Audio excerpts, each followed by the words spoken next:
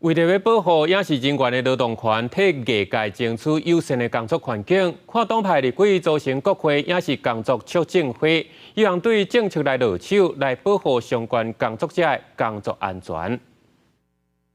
我们这个行业没有畜生，没有男生，没有女生，只有畜生哦。你要接受的话，你就可以进来。资深艺人工作影视工作，真侪人无日无眠，忍受身心的疲劳，敢若为赚一份薪水。因为电视电影拍片期间，剧组人员无眠无日咧拍戏，也引起影视工作者平均一工时伤过长，甚至保险者的劳权问题。影视产业这一块。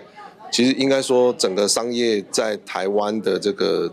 商业模式跟回收啦各方面，其实都不尽人意。它的回收变得相当困难的时候，票房没有办法如预期的时候，它很多的东西会变成被压缩。演艺工会艺人最多嘛，那我们需要的就是人才最多，我们需要的是。他有人才，可是你要有舞台给他表演啊！所以不光是资深艺人，我们老中青太多了，所以我希望的是都让他们派得上用场。尤其演名师黄碧雄2年前因为伫新加坡拍片意外过身，虽然事后得到金钟奖特别贡献奖，佫引起大家关心拍戏现场的工安问题。为保障影视人员劳权，甲为劳动清洁人争取更较友善的工作职场，跨党派立委发起国会影视工作促进会。辅导金过去在给的过程中，对于这家公司过去的财务啊什么的状况，也许我们也可以把这个列入说，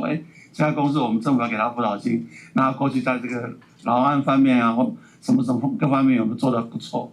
为兼顾产业的特殊性，包含文化部甲劳动部，拢认同应该为政策面、制度面来进行改善。促进会是强调，希望为不是保障的角度，包含责任制、工时制这部分，改善影视人士的工作环境的安全。记者综合报道。